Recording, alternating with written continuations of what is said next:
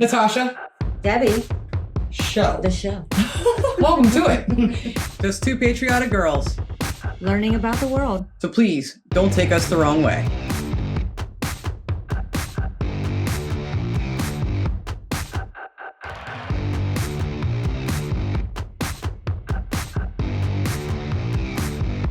Hello, everyone. Welcome to the Natasha and Debbie show. I thought you were going to finish it. You know your name today. I do. That's a start. I knew mine too. That's a good start. We both knew our names today. So you know what? We have started this day off in a good way. It's a win. Yeah. It's a good day. And to help us have a better day, hit that like button to let us know that you're here with us. If you know your name too today, like we apparently do, and we're celebrating that, hit the like button and consider subscribing to the channel. It's a free thing to do. So today we are going to be checking out something that has been mentioned in comments of quite a few videos over the last couple of years, by you, of course. We didn't comment on our own videos. And it's something we don't know anything about. So this is the first time we're learning about this today. We don't have any knowledge on this one, do we? No. No. So what's this one called? This is called the Aberfan disaster, one of the UK's worst disasters. Now that sounds scary. It does. I'm sure it is. You know, it's in Wales. That's it. Yes, but it's a part of history, and we need to learn history so that we know what's going on today too. Yeah, and like I said, a lot of people have commented about this and wanted us to check it out, and so we want to give our eyes and ears to this and learn about this disaster. We don't know what it is. Like I said, I don't know I don't know if we're pronouncing that right. Aberfan. I don't even know where in Wales that is, and don't ask me why I even know that's in Wales. No idea. Why should it not be now? That'd be embarrassing. I think you're right, though. I think I'm right. I'm pretty sure I'm right. I don't know why. But so we're going to learn about this with Simon today. Again, this is our first time learning about any of this. Never heard of it.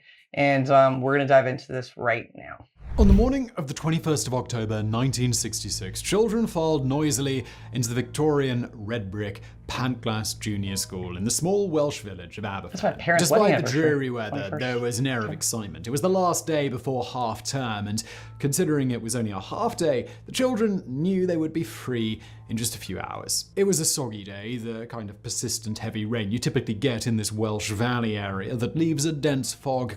Sorry, I'm already not liking where this is going. Talking about kids going into school and having a half day. Yeah, and the weather. I'm like, what's going to happen? I don't like this already. Clinging to the hills and creeping through the village. One by one, the children took their seats, and eventually, teachers throughout the school began taking the morning register. Shortly after 9:15 a.m., a low rumble could be heard, later described as sounding like a low-flying jet or thunder. The sound gained in volume over the coming seconds, building to a deafening roar as lights in the school started flickering. Some rushed to the windows to look out, but it was too late. One of Britain's worst disasters was now unfolding, which would eventually take the lives of 144 people, 116 of whom were children. It was a catastrophe of surreal proportions, and one which has left painful memories ever since. Kids in the school? Oh my gosh.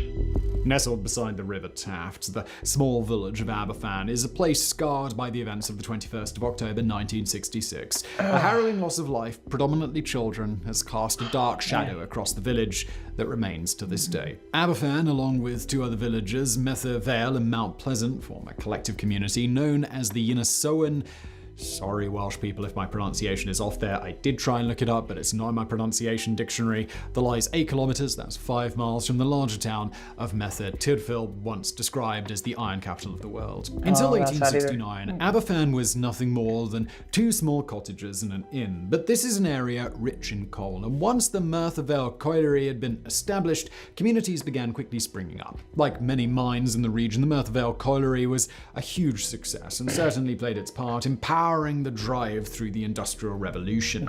It provided huge numbers of jobs, and it came with a small bustling community complete with a butcher, grocer, banks, a department store, a cinema, a library, a recreation hall, and of course, the odd pub. But as with many coal mining communities in the Western world, as things began to modernize and governments found it significantly cheaper to either buy coal from abroad or even switch fuel sources, employment numbers began to dwindle. By the 1960s, the colliery employed 800 people, down from its peak of 2,000 2000. nothing. Wow. Coal mines across Britain had been privatised in Less than half. 1947, with responsibility now falling to the National Coal Board, the NCB, a moderately tyrannical organisation with a firm grip on local unions and local government.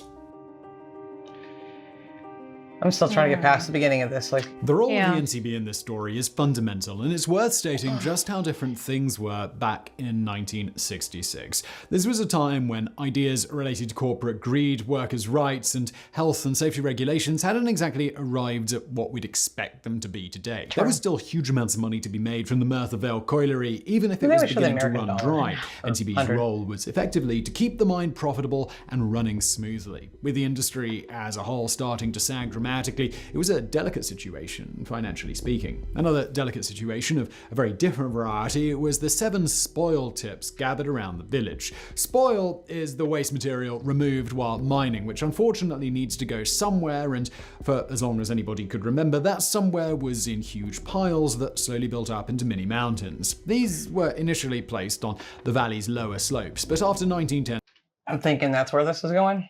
That's what that happened. Possibly. What happened? You said the sound of like a low-flying plane, right? Mm-hmm. Is that what happened? Sorry, I'm tense because I'm just like, what? the- Yeah, no, and the end result, it's like, Well, I don't. Yeah. Okay. and spoil was placed on the western slope directly above the village. By 1966, 7 spoil that's heaps had not a accumulated, good idea. adding up to an estimated 2 million cubic meters, that's 2.6 million cubic yards, which would be enough to fill 80% of the Great Pyramid of Giza. All Wow, of this that's lay just perspective. above the village, but only one tip was still in use, number 7, which had reached a height of 34 meters, 111 feet, and contained Wow. around 227,000 cubic meters of Wow. spoil, enough to fill the Royal Albert Hall 2.5 times. But importantly, this tip also included 23,000 cubic meters of tailings, fine particles of coal and ash that tend to take the form of quicksand when wet. No doubt some of you are watching this right now with incredulity. How on earth was the coal industry allowed to heap so much spoil directly above a small village? That's what But this I'm was very wondering. much how things have been done for a long time. Really? And if the NCB thought that looming not mounds know. of spoil above Aberfan weren't a danger, well, then that was essentially that. It's also important to remember that for this community, the mine was everything. If the mine closed, the village would suffer horribly. How much was ever explicitly said, Yes. we don't know, but NCB had certainly fostered a situation where complaints wouldn't necessarily be levied at the organization out of fear that the mine would close in retaliation. So yeah, I'm sitting here thinking that's your only like that's the big business, right? Yeah. Of course that you. the income for the Yeah. town. So you kind of, You kind of got to suck it up and or you just. accept what they're doing. My You know, lord, Jobs. my lord. That's, Hindsight's always 20/20, though. You know, you it just. definitely is. But But I'm sure learning from this, Well, we don't there's- still know exactly what happened here, we don't. so we're making assumptions. I'm sure a lot of regulations came out of fixing things. I hope so. Yeah. Stuck between a rock and a hard place is probably the best way of looking at it. But there was another problem, one that would be pivotal to the entire disaster and which would never be entirely explained away. Tips 4, 5, and 7 have been placed above streams or springs, which had been included on all survey maps for well over 100 years, so it was certainly known by those at the colliery. Tip 7 had actually slipped just slightly 3 years before when a crater appeared at the top of the pile, but the NCB had dismissed the possibility that the village could be at risk, although they did stop dumping tailings into Tip 7. Good. Okay, now we're gonna find out exactly. There what were several happened. cruel twists of fate that meant the Aberfan disaster played out as it did. Had it occurred just a few hours earlier or later, the Pantglas Junior School would have been empty. In fact, with the school set to be Half day. closed the following week, it was the Half day. absolute worst time that anything could have happened. The 3 weeks leading up to the disaster had seen consistent heavy rainfall, with 170 millimeters, that's 6.5 inches, falling, half of which came in the 3rd week alone.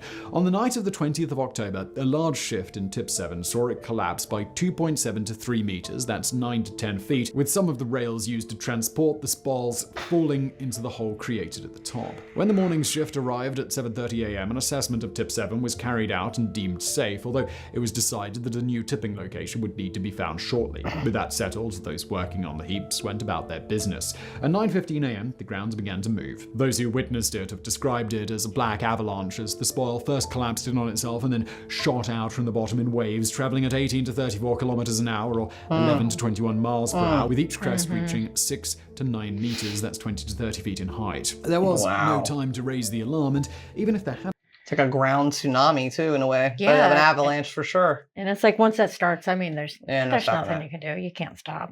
Well, no. Well, so our fears were exactly justified to exactly what we thought was going to happen here. Exactly. Oh, Lord, have mercy on them. in meters, that's 20 to 30 feet in height. There was no time to raise the alarm, and even if there had been, somebody had stolen the cable for the telephones up on the mounds. Those down in the village on the western side around the Moy Road area had little hope as the black tsunami barreled downhill, picking up terrifying speed as it went. The first wave crashed into the two cottages on the outskirts of the village, killing those inside instantly before cascading into Aberfan itself, ripping apart two water mains, which exacerbated the catastrophe even more. The rows of terraced houses on Moy Road were obliterated by the powerful spoil surge, which then slammed into the school. 240 children were present inside, and for them, everything went black. Literally. Eyewitnesses in the vicinity described the eerie silence once the black avalanche came to rest. Before the sirens exploded and the wailing of the colliery alarm began, a horrifying stillness hung in the air. There were no immediate cries. Even the birds seemed to hold their tongues. One person described it as if nature had realized that a tremendous mistake had been made. And nature was speechless. Within minutes, local residents began arriving at the school and were confronted with a scene of utter horror. The spoil had filled 4 classrooms, burying those that had been at their tables just moments earlier. And in another tragic twist, the tailings that had been in Tip 7 began mixing with water to create a cement-like concoction. Those first... Pause. Okay, wow. If anyone's watching this that had family or friends or anything, and oh my God, I'm so sorry, I'm so sorry, I'm so sorry. This is horrible. Horrible. Yes. Horrible. Definitely. Yeah. Heart-wrenching. A huge disaster. Wow. And the workers that were there trying to help, oh man, they have to be traumatized for life. Oh, guys, I'm so sorry. My heart hurts actually really bad for this one. This one's horrendous.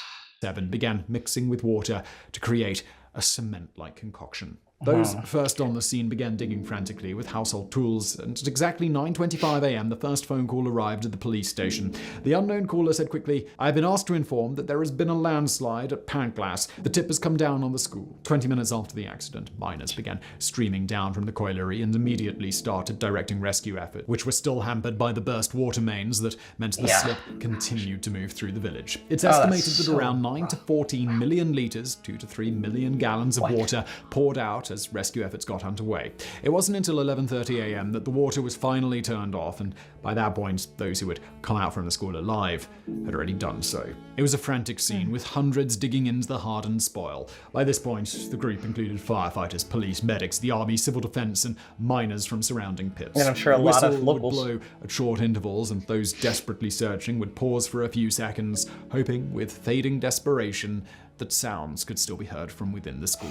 Gradually, survivors were dragged clear of the school wreckage, with the first to arrive at St. Tidfil's Hospital in Merthyr Tydfil at 9:50 a.m., followed by a further 22 children and 5 adults, while 9 casualties were sent to the East Glamorgan General Hospital. However, no survivors were discovered past 11 a.m., just an hour and 45 minutes after the disaster. Man. I'm so sorry. The deceased were taken to the nearby Bethania Chapel, just a couple of hundred meters away, which operated until the 4th of November. 2 doctors examined the bodies of those brought in to determine the cause of death and to issue death certificates. Most had died of asphyxiation, fractured skulls, or multiple crash injuries, and it would take many painful days until the majority had been identified. In the coming days, volunteers from around Britain poured into Aberfan to assist the stricken community. Some, no doubt with the best of intentions, simply got in the way of the experienced rescue teams, though many made a huge difference, perhaps most notably the 400 volunteer embalmers who cleaned the dead bodies ready for burial. One such group had come from Northern Ireland and had removed all of the seats from their plane to accommodate as many child-sized coffins as possible. By the morning of the following day, God bless them. God bless them. I mean, Wow. what a horrible thing, but to even volunteer to do that. Yeah. It's always through our worst crises and our most horrible crises, disasters, that we do see the best of humanity, though. Mm. We do. We do 9/11, a lot of things. Little things, big things. You see people really do want to step up and help. And I don't think any country is different from the next when it comes to that, No. And but hearing people from Northern Ireland to come and do that, that's... Exactly. Oh my gosh. I just don't have words. I know this is a hard watch. This is a hard topic for sure.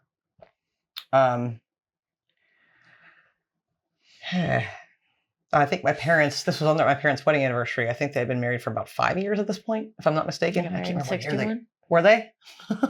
I don't remember. I think so. I think so. But that was, I will never look at their wedding anniversary the same now. October 21st. Mm-hmm. Definitely. Next morning, 111 bodies retrieved, half identified. Dear God Almighty. 111 bodies have been retrieved, roughly half of which have been identified. Funerals began immediately, with 5 held on the 22nd of October and a mass funeral for 81 children, and 1 woman was held on the 27th of October and attended by an estimated 10,000 people, where the coffins were all laid together in a pair of 24-meter trenches. Several high-profile dignitaries arrived in the immediate aftermath, with Prime Minister Harold Wilson, Prince Philip, and the chairman of the NCB, Lord Robbins, all appearing to pay their respects. But one face that didn't appear for 8 days was that of the Queen. Despite urgings from her own family and advisors, Her Majesty remained resolute that her presence would be more of a hindrance than a help. But this was a time when Britain was changing, perhaps becoming more emotionally aware, and the response to the Aberfan disaster is seen as one of its earliest indicators. Public pressure on the Queen to visit quickly mounted, and she did so on the 29th of October. Now, it's impossible to know just how the Queen reacted to her visit. In an episode of The Crown, she was portrayed in a slightly callous way, and there have even been suggestions that she may have faked her tears. Others describe her decision not to go to Aberfan earlier as the single biggest regret of her entire time on the throne, and it had a shattering effect on her. After 15 days, the final victim had been identified. A total of 144 lost their lives, ranging in age from 3 months to 82 years. 116 of those killed were children, most aged between 7 and 10. Wow. The second disaster. What? No. As the dust settled, pain and anger erupted. The public response to the disaster had been overwhelming, and the Aberfan Disaster Fund quickly reached £1.75 million, around £22 million today, in donations from across the country. But this immediately began to cause further distress as the committee set up to manage the fund refused to release the money, to pay for headstones. The question of whether it should be given to individual people or ways to benefit the community as a whole degenerated into a bitter argument.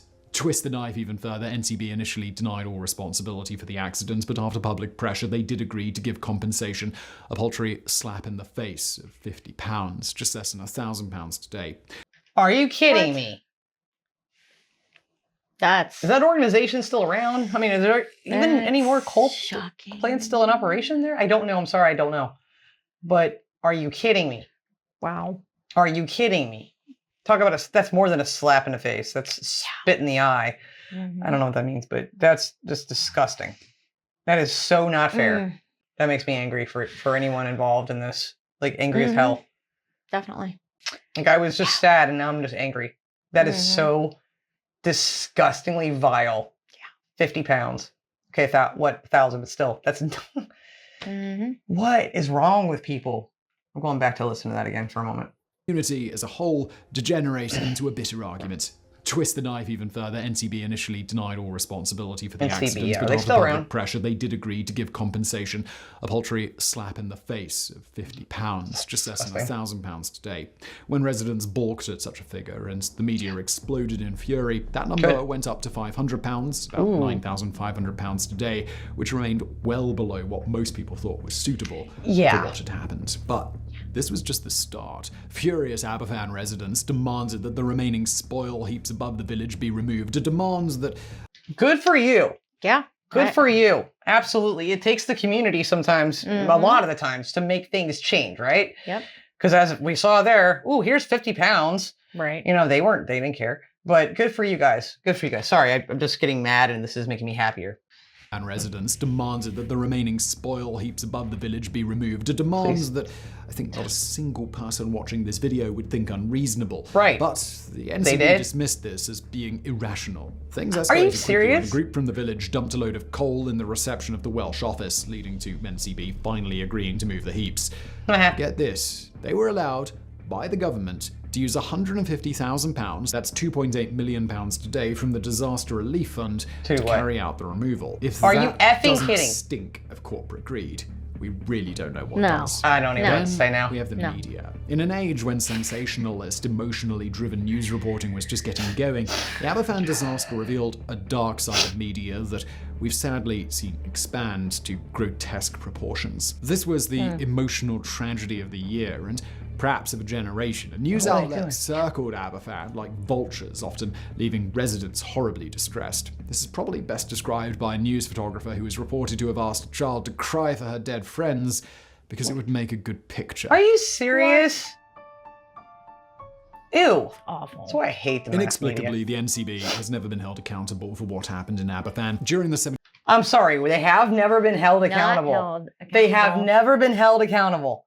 Why? And that's Why? just appalling to use the relief fund I know. to move Mm-hmm. their own product, to clean up their own mess. That's just blows my mind. Yep. As my family would call it, what a bunch of crooks. Yeah. That's crooked.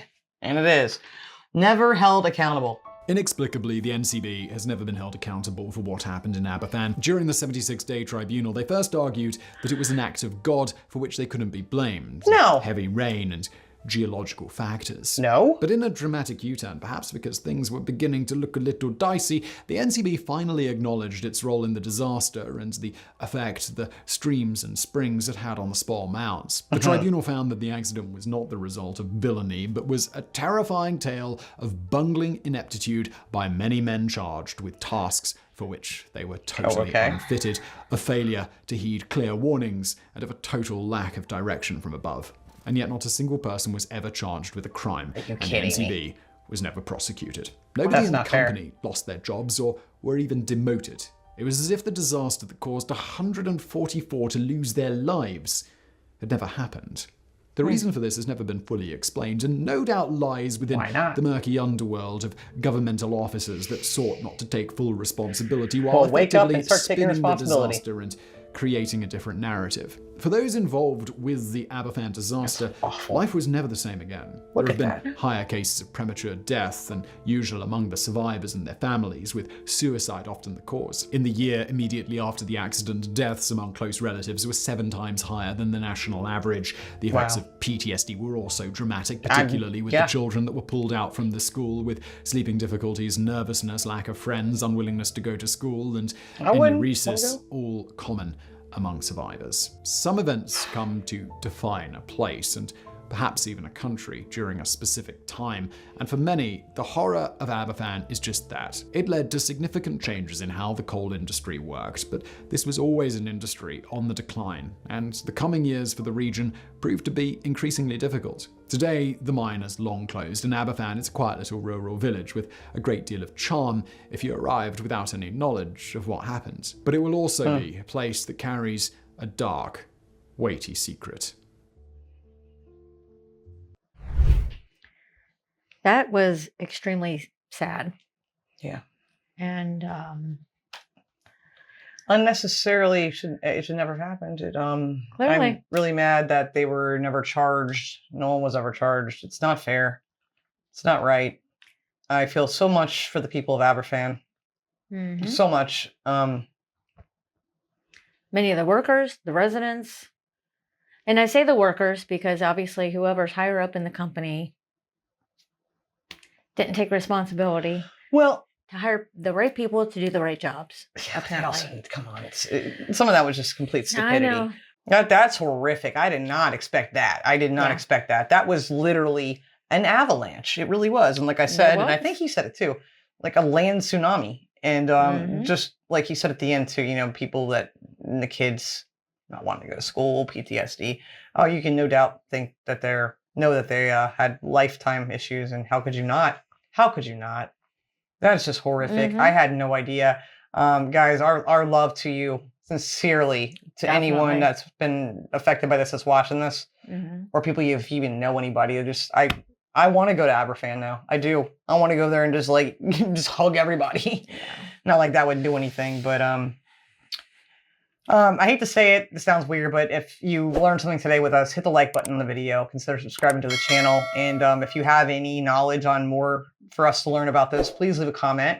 And again, if you have anyone you know that's affected by this, you were involved in this in any way, we'd like to know and like to say hi. I don't know what else to say about it. It is definitely a horrific, tragic disaster, and I just... Yeah, and not only the disaster itself, but the aftermath afterwards. Absolutely, all that. And the way that pisses people me were off. treated, the families were I'm treated, mad. and the company not having to take They responsibility. should go bankrupt and pay every person. They should have. Every person. It never works that way, though, does it? No, it doesn't. It should. Thank you so much for watching, everybody, and we will see you back on the next episode. And leave us some comments. We appreciate you for that. So until the next time, please love like jazz. Be as strong as Tyson. Bye-bye. Bye.